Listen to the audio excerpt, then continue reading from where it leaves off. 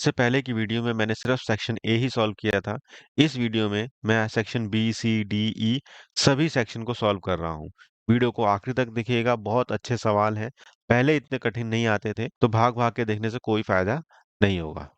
चलिए वीडियो को शुरू करते हैं। खंड ख का 21 से 26 तक के सवाल हैं, जो दो दो नंबर के हैं। ये पहला सवाल है, आप संतृप्त चीनी का घोल बनाना चाहते हैं 50 डिग्री सेल्सियस पे, तो आप कैसे तैयार करेंगे? हम क्या करेंगे, एक बीकर में कुछ पानी लेंगे, उसको 50 डिग्री सेल्सियस तक गर्म करेंगे। 50 डिग्री सेल्सियस गर्म होने के बाद उसमें चीनी को घोलते हुए मिलाते रहेंगे। एक समय आएगा जब चीनी अधिक नहीं घुल पाएगी, तब वो संतृप्त घोल तैयार हो जाएगा चीनी का। कोशिका के संबंध में हमने 3 तरह के विलयन पढ़े हैं, अल्पराशण, अतिपराशण और संपराशण। तो आप मुझे बताइए कि नेत्र में डालने वाली जो दवाई होती है, वो इन 3 विलयन में से कौन सी विलयन है? इसको अच्छे से समझाना है। आदर्श रूप से देखा जाए तो आई ड्रॉप जो होता है वो आइसोटोनिक होता है, मतलब समपरासरण होता है। क्योंकि अगर हाइपोटोनिक या हाइपरटोनिक, अल्पराशण या अतिपराशण होगा, तो आंखें सूज जाएंगी या फिर सिकुड़ जाएंगी। सूजने और सिकुड़ने से उस पेशेंट को दिक्कत आएगी। इसलिए जो आई ड्रॉप होता है वो समपराशरण या आइसोटोनिक बनाया जाता है। उपास्थि जो है उसे संयोजित ऊतक कहते हैं। मानव शरीर में कहाँ पाया जाता है? तो कान की पाली, जहाँ पर लड़कियां झुमकी पहनती हैं, और नाक की नोक पर यह संयोजी ऊतक उपास्थि पाया जाता है। जब कोई कार तेजी से चल रही होती है और अचानक से मोड़ लेने पर व्यक्ति एक तरफ को गिरता हुआ महसूस होता है। ऐसा क्यों होता है? जड़त्व यानी न्यूटन की गति का पहले नियम के कारण से ऐसा महसूस होता है। होता ये है कि पाँव आराम में होते हैं, वो आराम में रहना चाहते हैं, जबकि ऊपर का शरीर आराम से गति की तरफ जाता है। बाहर के बल यानी गाड़ी के चलने और रुकने के अचानक से झटका लगता है। निम्नलिखित में से कौन सी ध्वनि तरंग है उच्च आयाम वाली और उच्च आवृत्ति वाली? तो आप देखेंगे तो उच्च आयाम, यहाँ इसकी ऊंचाई ज्यादा है, तो उच्च आयाम है ए और उच्च आवृत्ति है बी।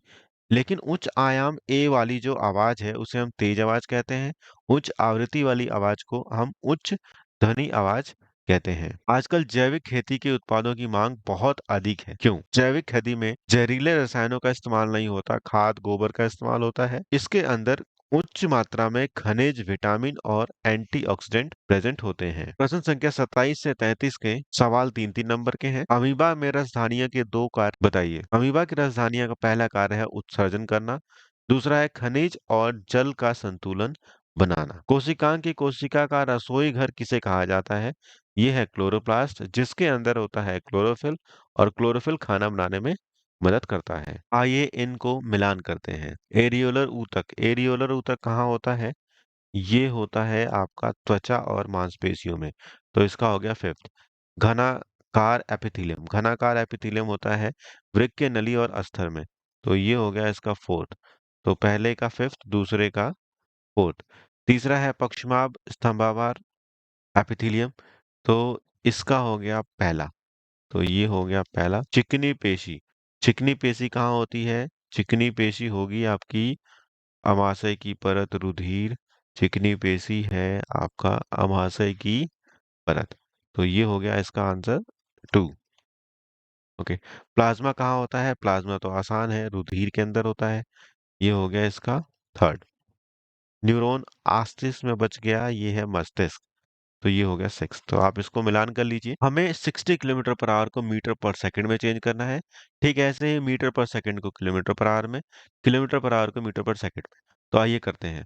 सबसे पहले है 60 किलोमीटर पर आवर। इसको चेंज करने के लिए 60 इंटू 5/18 करेंगे, तो ये हो जाएगा 5/18 का मतलब ये हो जाएगा 30, ये हो जाएगा 9, फिर और आगे करेंगे तो ये हो जाएगा 10, ये हो जाएगा 3, तो आएगा 10×50/3। 50/3 का मतलब होता है 16.67 मीटर पर सेकंड, तो पहला हो गया। दूसरा है ये मीटर पर सेकंड से किलोमीटर पर आवर में, तो दूसरा हमें है 35 मीटर पर सेकंड। इसको चेंज करना है किलोमीटर पर आवर, तो उल्टा 18/5 से गुणा करेंगे, तो 5 7 जा 35, ये हो जाएगा 18 7 जा 126 किलोमीटर पर आवर। ओके। फिर हो गया तीसरा, 30 किलोमीटर पर आवर है, तो ये है 30 किलोमीटर पर आर। तो 30 इंटू 5/18, 5/18 तो 6 3 जा, 6 5 जा, तो आ गया 25/3। 25/3 इसका एग्जैक्टली आधा है, तो हम इसको लिख लेंगे 8.34 मीटर पर सेकेंड। तो ये अथवा के ऊपर वाला पार्ट हमने कर लिया। अब हम करते हैं नीचे वाला पार्ट। एक बस 4 सेकंड में 60 किलोमीटर प्रति घंटा से 40 किलोमीटर प्रति घंटा पर आती है, तो उसका त्वरण बताइए। तो पहले उसकी स्पीड थी 60 किलोमीटर पर आवर, अब उसकी स्पीड हो गई है 40 किलोमीटर पर आवर। टाइम कितना लगाया है? 4 सेकंड। 60 किलोमीटर का मतलब है 60 इंटू 5/18। इसको सॉल्व करेंगे तो ये आ जाएगा आपका, ये 9, ये 30, 150/9। ठीक ऐसे ही 40 इंटू 5/18, तो ये हो जाएगा 20, ये हो जाएगा 9, तो 100/9। टाइम दे रखा है 4 सेकंड। त्वरण का फॉर्मूला होता है v-u/t। v यानी 100/9 माइनस 150/9 अपॉन टी है हमारा 4 सेकंड, तो हो जाएगा -50/36। -50/36 को सॉल्व करेंगे तो आएगा -1.38 मीटर पर सेकंड। विद्यार्थी क्या करते हैं, इस माइनस को भूल जाते हैं, जबकि हमें इसको पूरा एक साथ रखना है और यूनिट भी लिखनी है। माइनस का मतलब है कि स्पीड घट रही है, तो त्वरण भी घट रहा होगा। ध्वनि प्रदूषण को कम करने के लिए आप कोई 3 सुझाव दीजिए।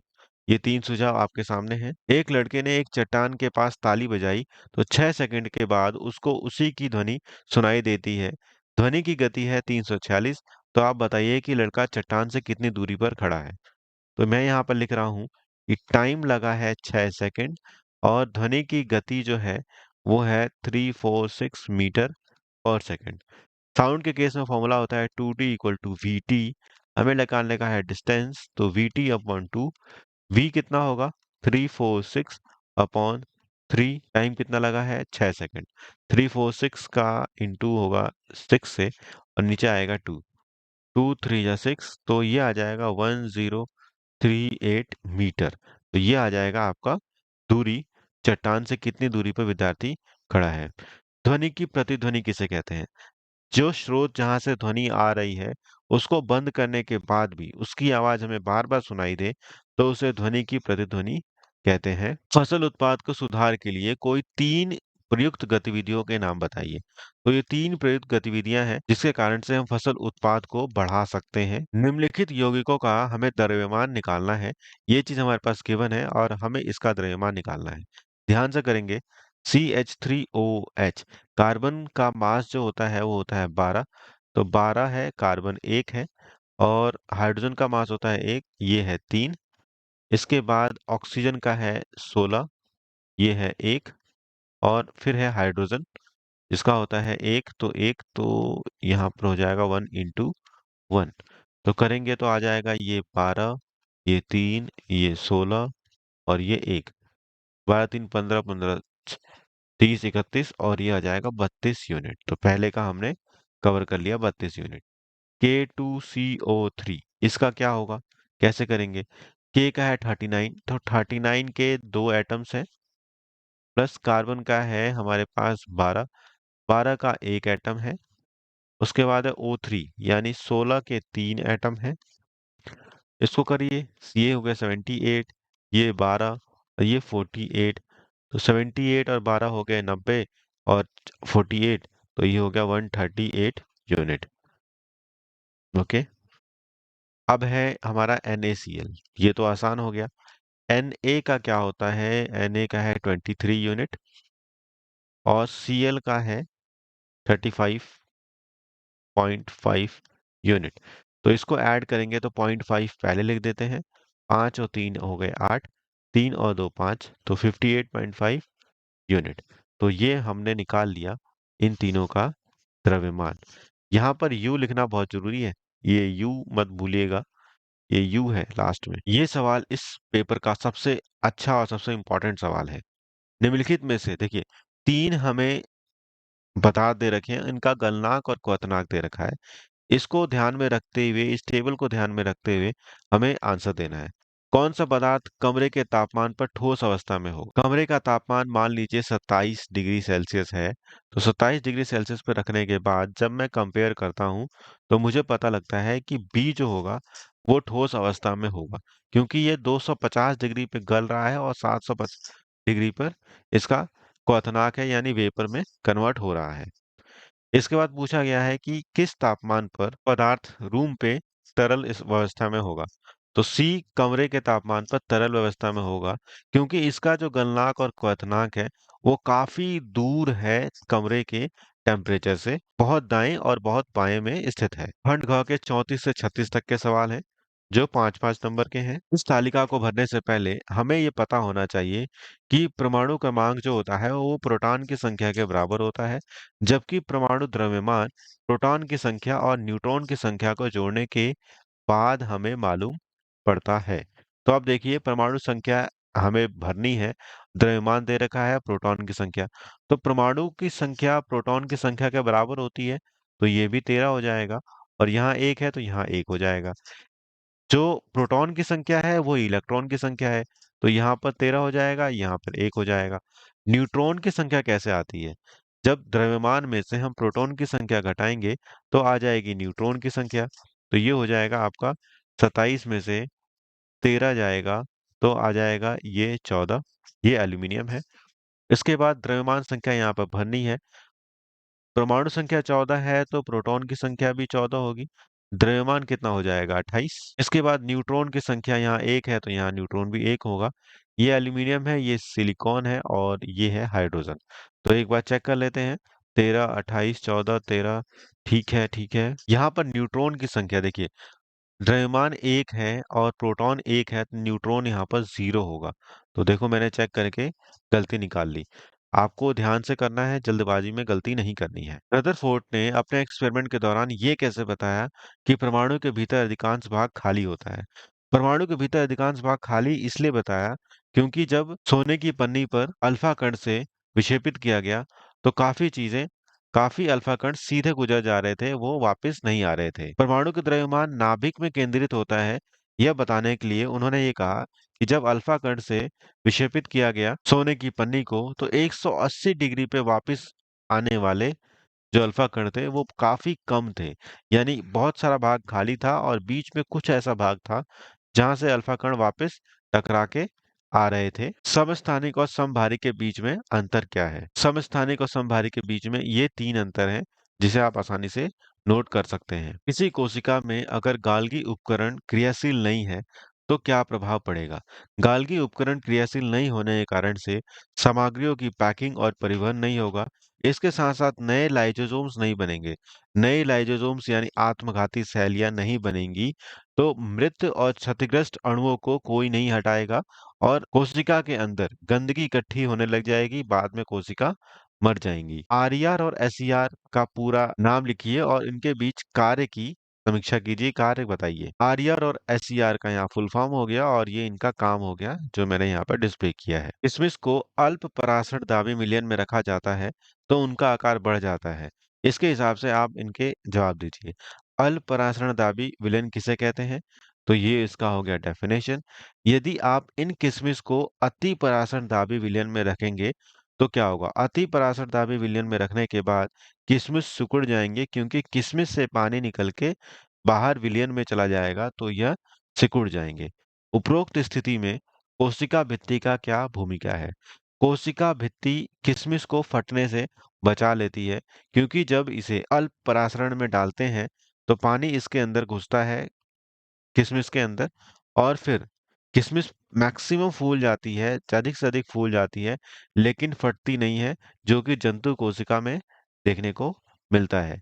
तो कोशिका फटती इसलिए नहीं है क्योंकि कोशिका भित्ति इसको बाहर से बहुत सपोर्ट प्रदान करती है और उससे बड़ा नहीं होने देती। पृथ्वी पर गुरुत्वाकर्षण के कारण त्वरण का मान किस प्रकार भिन्न होता है? तो पृथ्वी का जो गुरुत्वाकर्षण बल होता है वो होता है F=G m m/r²। F को लिखते हैं हम ma, तो ये हो जाता है G m m/r²। m से m कैंसिल हो जाएगा, a एक्चुअल में g होता है अर्थ के केस में। तो अब हम देखेंगे तो g जो है वो दूरी यानी रेडियस के व्युत्क्रमानुपाती है। इसका मतलब है कि g जो है वो r के ऊपर उल्टी तरीके से डिपेंड है, उल्टे तरीके से काम करता है। अगर r को बढ़ाएंगे तो g घट रहा होगा, r को घटाएंगे तो g बढ़ रहा होगा। अब ये आप खुद बताइए कि r कहाँ पे बढ़ेगा और r कहाँ पर घटेगा। r अगर भूमध्य रेखा पर क्या होगा, भूमध्य रेखा पर g की वैल्यू कम हो जाएगी, जबकि ध्रुवों पर जी की वैल्यू बढ़ जाएगी, क्योंकि वहां पर आर कम हो जाता है और भूमध्य रेखा पर आर बढ़ जाता है। जी और जी का अंतर यहाँ पे मैंने लिख रखा है। जी का मान जो होता है वो 6.67 इंटू 10⁻11 न्यूटन मीटर स्क्वायर पर केजी स्क्वायर होता है, और यहाँ पर जी का जो मान है वो होता है 9.8 मीटर पर सेकंड स्क्वायर। यह ब्रह्मांड में स्थिर रहता है, यह बदलता रहता है क्योंकि यह आर के ऊपर निर्भर करता है। अथवा में है कारण बताइए। कारण बताइएगा, ये जो है ट्रक और टायर, ये जो एक ही फॉर्मूले पे डिपेंड करता है, ये है आपका दाब जो होता है वो एरिया के व्युत्क्रमानुपाती होता है। अगर एरिया बढ़ाएंगे तो दाब कम हो जाएगा, अगर एरिया घटाएंगे तो दाब जो है वह बढ़ जाएगा। अब खुद सोचिए, ट्रक के टायर अधिक चौड़ा करने से एरिया बढ़ रहा है तो प्रेशर घट जाएगा, ट्रक आसानी से मूव करेगा। काटने वाले औजार की धार तेज होती है, तेज होती है मतलब वो बहुत पतला होता है, एरिया उसका घटा दिया जाता है तो हमारा जो प्रेशर है वो बढ़ जाता है और आसानी से कटिंग होती है। पानी में लोहे की कील जो है वह डूब जाती है, लेकिन लकड़ी का लट्ठा डूबता नहीं है, जबकि वो साइज में बड़ा है। साइज से कोई फर्क नहीं पड़ता, लोहे की कील का जो घनत्व है वो पानी से अधिक होता है, इसलिए वह पानी में डूब जाता है। जबकि लकड़ी का लट्ठा घनत्व कम होने के कारण, पानी के मुकाबले घनत्व कम होने के कारण उसके ऊपर तैरता है। कील का एक सिरा चपटा होता है, देखिए ये है कील, इसके ऊपर वाला सिरा जो होता है वो चपटा होता है और नीचे वाला होता है नुकीला। नुकीला होने के कारण से वही बात, एरिया घट जाता है और प्रेशर अच्छे से लगता है। जबकि ऊपर चपटा होने की वजह से हम जब हिट करते हैं तो आसानी से होता है और कील के ऊपर प्रेशर बिल्ट होता है और वह दीवार के अंदर चली जाती है। आइस स्केट्स, ये सबसे अच्छा सवाल है। आइस स्केट्स का उपयोग बर्फ पर चलने फिरने के लिए किया जाता है, क्योंकि आइस स्केट से दो काम होते हैं। पहला काम है कि आइस स्केट्स के नीचे जो बर्फ होती है हीट की वजह से पिघल जाती है और आसानी से आइस स्केट स्केटिंग कर रहा होता है। लेकिन दूसरी बात, जो जूते होते हैं उनमें बहुत सारे ग्रूव्स होते हैं, लाइनें होती हैं, दरारें होती हैं, जिसमें आइस फंस जाता है, इसलिए हमें चलने में दिक्कत आती है। ये आखिरी खंड है 37 से 39 तक के सवाल, जो 4-4 नंबर के हैं। दो विलेन बनाए गए हैं, ए और बी। ए में पानी और नमक मिलाया गया है, जबकि बी में पानी और एग का सफेद भाग मिलाया गया है। सवाल को करने से पहले इसको आप अच्छे से पढ़ लीजिएगा। पहला सवाल है, विलेन के घटकों का नाम बताइए। विलेन में दो घटक होते हैं, विलेय और विलायक। बीकर ए में है विलेय सॉल्ट और इसमें है पानी। बीकर बी में है एग वाइट और पानी। बीकर ए और बी में किस प्रकार का मिश्रण है? बीकर ए में है सजातीय मिश्रण, बीकर बी में है विजातीय।